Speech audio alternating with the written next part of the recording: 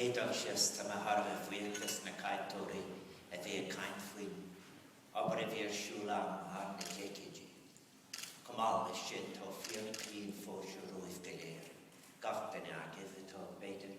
Makaliak, Bolton of Diaper, Kushsats and Rosme. Mayan Car, a Vilum, or Laris in Ochka. Yet son of Gosialin, Kultur, Gags, Carton, and Dinner, Totaki. Off a Hoyle, told a Pather Terbi, Seaman, Makaliaki, Alaur, Ermahan, August to Hain, Roshin, Queen, will took her Agar and Kokoicha. August Trace Liam, Lishna, Kyoto, Yoga, young European strings of Asian and Kyo, August Whitney, Tjochtestag. All around the country, in Nailtuckty and Tevenway, in areas that I have taught extramural courses in the west of Ireland all those years ago.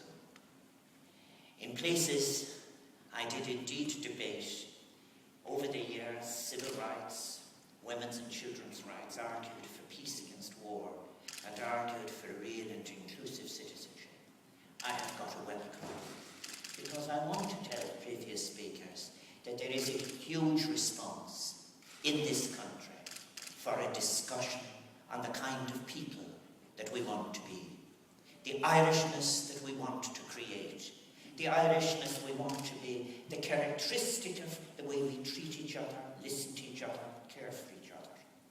The Irishness that people will speak of is that's Irish in the European Union and in the world and in the international institutions and in those places where they're still struggling for freedom all over the world or forging their path to democracy. That is most encouraging. As well too because indeed I have been on the road now for nearly a year. And yes, it has been arduous, 23,000 kilometres since last April alone. But it has meant that I have been able to be in many different places, in cities and towns and villages and seminars. And there is a real interest in answering questions about the presidency and what my vision for the presidency is. In some of those places too I encountered a generous recognition, Father has referred to it, of my own journey for ideas and the use of ideas, not in my life only at all, but in the life of Ireland, an Ireland that was the Ireland of my father and my uncles from the time of the War of Independence and through the great cleavage of the Civil War and on to the present. There is a recognition of my personal journey, from small farm in Clare to factory worker to clerk to student to university teacher, and back into the public world to argue for equality. I have to confess a certain sadness, and that is as the 34 years came to an end, as the 40 years of campaigning went on, I did have a certain sense of sadness of colleagues who had been through so much with me. But I felt that in the next 7 years, this is the best public service I can give. I'm coming as well from an experience shared by many. As I've said, one that includes life in the city, life in rural Ireland, and immigration, an immigration that has reappeared. I have been and remain an advocate, in particular for the people who are vulnerable, in everything I have done in my political life, and everything I will do for the next 7 years.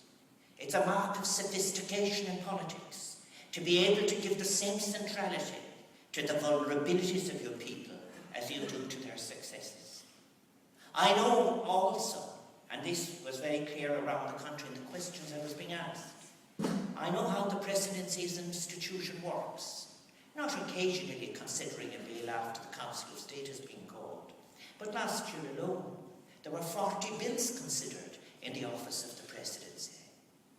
As a candidate with cabinet experience of preparing, drafting and introducing legislation, I know the legislative process. Now, it seems to be that at least since yesterday, there is clarity on what the choice of candidates is for the people on October 27. And no doubt they will want to ask, what does the candidate bring to the office by way of experience and commitment? What vision will the candidate seek to achieve in his or her term of office? how will the candidate fulfill the various roles of the office?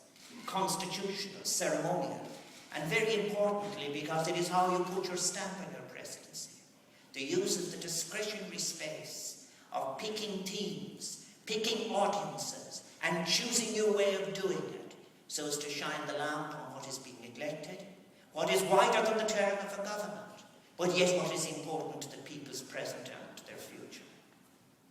For 21 years, that discretionary space has been used it has been used very particularly by Mary Robinson and Mary McAleese, and they've done an excellent job at home and abroad.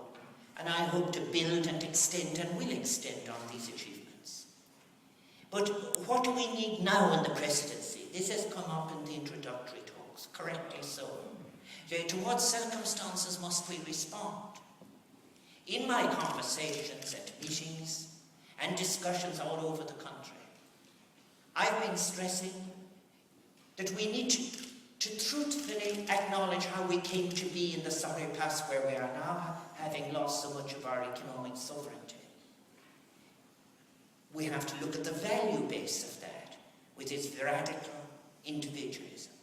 And I've argued that we must get beyond recrimination and speak now about an inclusive citizenship, by which I mean realizing the really republican value of basing our worth on the dignity of each person irrespective of capacity or orientation or means. In a creative society that values excellence in creativity in everything, there are people here who know how in fact that isn't a dream, how it has been turned into thousands of jobs. They are present. But creative in how we do trade, creative in diplomacy, creative in how we bring analysis to international conflicts, creative in administration, excellence in everything, building an Irishness that we will be proud of. And all of this as we come up to the 75th anniversary of the 1937 Constitution, and the Constitution Convention takes place next spring. We are preparing for the challenging of building a real republic. I believe and I know what is behind these particular programme points that I have published since last May. An inclusive citizenship, the creative society, an Irishness to be proud of at home and abroad, and the challenge of building a real republic. And my record, when I was in for a brief period in Cabinet, is of taking beliefs and convictions and what I have listened and learned from the people of Ireland and turning them into realities. That is what I did when I was Minister for Culture. I claim no credit for it, but I wonder at the marvellous result. The youngsters you hear playing music, the people who can participate in theatres that were built around the country, the films that were made, the young actors, the animation industry. That's just one side of it. All around the country I've encountered people who are doing new things in the social economy, the caring economy, doing new things in preparing artisan food, in doing all of these exciting things. I have also heard and know the deep heart of this country, but I know the potential and the great future that the country has. Atmosphere and character pattern. It's not a choosing to do something by way of stroke for an instant, but drawing on our long heritage and genius on Ireland and putting it side by side with the Sauliot that is there and that has such potential. The imaginative, creative skills of the Irish people.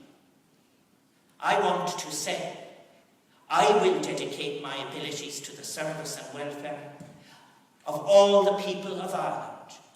I am of the people. In a very broad sense, I have been with them in so much. I will work for the people. I take it as inspirational what is said, what the President says on taking office. I dedicate my abilities to the welfare of the people of Ireland.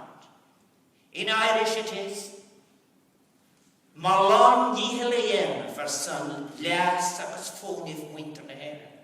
It is a powerful dedication, but a great responsibility. I take up the tasks of others gone before me, and I invite and ask all of you, in the same way I so thank you for being with me here today, I ask you to be with me as we enter a crucial stage in in our campaign for the presidency. A presidency, I believe, that will be a presidency of transformation. Got a minimum.